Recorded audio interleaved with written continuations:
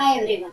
Let us start with SetLanguage Exercise 1.2 question number 1. Find the cardinal number of the following sets. So before going to our question, let's have a quick recap of what is the cardinal number of a set.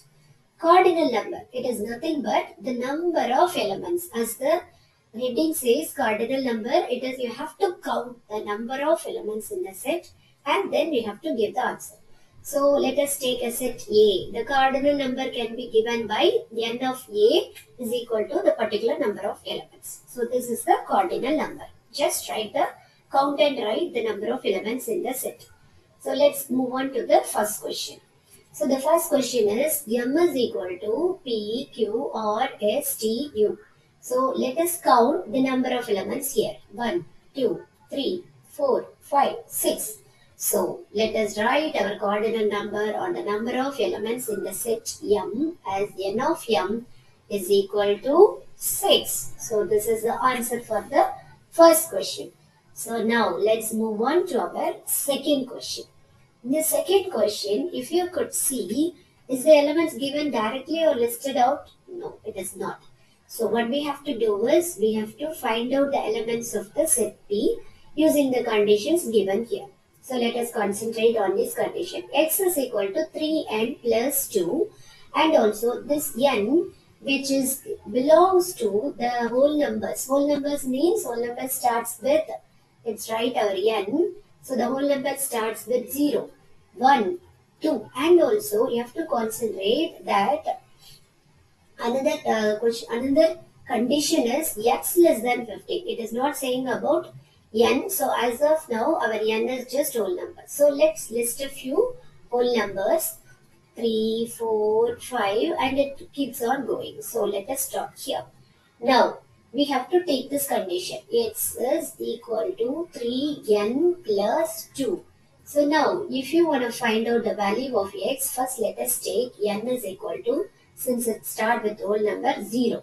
So if n is equal to 0, your x will be equal to, substitute the value of n here, 3 times or 3 multiplied by 0 plus 2. You know very well that 3 times 0 is nothing but your 0 and plus 2 which will be equal to 2. So this will be the first value of x which also denotes the first value of your set P. So the first value is 2. Now we have found out this. Let's move on to n is equal to 1. So let's see here. If n is equal to 1, your x will be again 3 times of 1. This is plus 2 and which is 3 plus 2. The answer is 5. So let me go and write this 5 also in the set P. In the similar way, if you put n is equal to 2, 3 times 2 plus 2 which is 6 plus 2 again 8. So let me put this value 8 also over here. In the similar way, let me find out for n is equal to 3, 3 times of 3 plus 2 which is 9 plus 2 which is 11. We put this 11 also here. So whenever you put these values, keep an eye on this condition. Hope you are not destroying this condition. You have to satisfy this condition which is x is less than 15. Ours is just 11. So let's move on to the next number also. N is equal to 4. I'm checking n from here for your reference. Okay. So n is equal to 4, which means 3 times of 4 plus 2, which is 12 plus 2, which is again 14. Okay. So let's put my 14 here, which is again less than 15. For safer side, let us test one more number. N is equal to 5. If n is equal to 5, your x will be 3 times of 5 plus 2, which is 15 plus 2, 17. Now, can we write this 17 in the set P? No, we can't write this 17 because your x should be less than 15, but your x is going greater than 15, which is 17. So let me not write this 17 here and finish off our set. So this will be, now if I take it, this is the full set of P. Now let us count the number of elements in the set P. 1, 2, 3, 4, 5. So this is the cardinal number which is nothing but the number of elements in the set P. N of P is equal to 5. Okay, now let us move on to the next question. The next question is Q is equal to Y such that Y is equal to 4 divided by 3n and n is equal to, n belongs to capital N. What is capital N? Capital N is nothing but the natural numbers. So we know that the natural numbers start from 0 or 1. Yes, it starts from 1. So let us list out our n here. The n is from 1.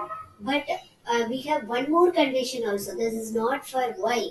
This is for n. So let us check this condition.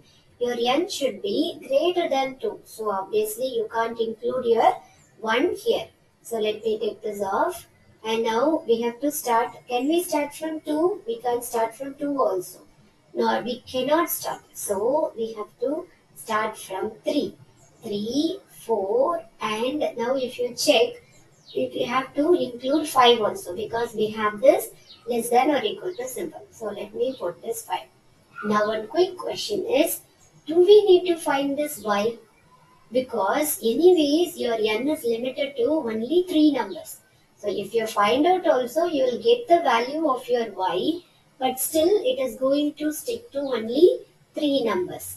So here they didn't ask the value of the set q. They just asked you, they didn't ask this. They asked you the cardinal number of the set q. So if you think a little bit, anyways, it is going to come in 3 numbers only.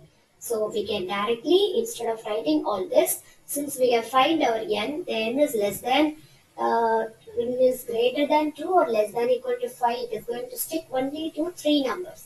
So we can directly write the answer as n of q is equal to 3. The next question also, let us see whether it is directly given. No, it is not. So you have to spend little extra time on that. So let me start. Set R is equal to x such that x is an integers. The same here, x belongs to z, which is nothing but our integers. And again, and one more condition, minus 5 to 5. So let's start our set R. So they have given, we have to start from minus 5 and then we have to end before 5. So let me write all the numbers till 5. Minus 5, minus 4, minus 3, minus 2, minus 1, and then 0, and then 1, and 2, and 3, and 4. Can I write 5 now? No, because this condition, that equal to condition is not there, less than or equal to is not there, just less than. So we have to stop it here. We can't include 5. So now let us count our numbers. 1, 2, 3, 4, 5, 6, 7, 8, 9, 10. So we have got 10 numbers here. So the cardinal number, finally our answer is the cardinal number of the set R is equal to the number of elements, which is nothing but 10. Now let's move on to the final question in this.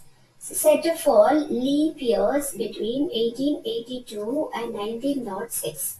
So leap years, what is a leap year? Leap year is nothing but that year has one more number in February, that is 29. And also for safer side or trickier side, we know that the last, if suppose we take this one, 1882, the last 2 numbers of the year should be divisible by 4. So first, sorry, I have written this, let's try it out. We have to start between. So if it is between, can we include 1882? No, we can't include 1882 and also we can't include 1906. So let us strike these 2 off. Now, so we have to start with 1883. So let's take the last 2 numbers of the year. To find whether it is a leap year, let me divide by 4. So now if I divide, let me see whether I am getting it exactly divisible. No, it is not. We are getting a reminder. So this is not a leap year. Let me strike this out. Now let us go to the next one, 84. On seeing it, obviously we can find it out. In 1884, the last 2 digits are 8 and 4, which is a multiple of 4. And this is also a multiple of 4. So obviously we'll get the remainder as 0. So this year is divisible by 4. So this is a leap year. So let me take a note of it. And then next year, do we need to check the next number? Because leap year doesn't repeat every year. It repeats only every 4 years. So what we can do is, you can skip the 4 years And let's check whether that year is divisible. 1, 2, 3, and you have to end up in the fourth year. So the fourth year here is 88, which is obviously divisible by 4. So check it out. And then, so 89, 1, 2, 3, and 4. This is also divisible by 4. And then 1, 2, 3, 4. This is also divisible by 4. 1, 2, 3, 4. And this is also divisible by 4. So we have 5 set of answers. And now, oh yeah, we have to go till 1906. So let me count one more time. 1, 2, 3, 4. So this is also divisible by 4. So how many? Now we have to write the set yes. Let me write the set yes. Set yes is equal to, which are the leap years between, so 1884, 1888, 1892, 1896, 1900, 1904. So if you could count the number of elements here, 1, 2, 3, 4, 5, 6. So now let us go and write our cardinal number, the number of elements in the set yes, which is equal to 1, 2, 3, 4, 5. So, not 5, 6. Okay. So 1, 2, 3, 4, 5, 6. So this is our answer. And one more thing is, in your book, the answer is given as 5, but it is wrongly given. So don't blindly believe your book for some answers. Sometimes there might be printing mistakes, nothing other than that. So just take these answers. I hope you understand this question. Let me give you the clear-cut writings of this in the next slide, and keep on watching. Thank you so much.